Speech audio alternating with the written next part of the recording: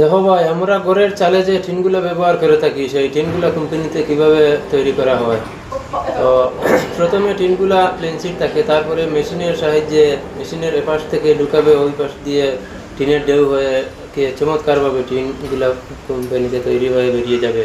তো ভিডিওটি ভালো লাগলে একটু শেয়ার করে আর পেজটিতে ফলো করে আমার ইউটিউব চ্যানেলটি সাবস্ক্রাইব করে পাশে থাকা বেল আইকনটি ক্লিক করে রাখবেন, যাতে পরবর্তী ভিডিও নোটিফিকেশন আপনার কাছে সবার আগে পৌঁছাতে পারে।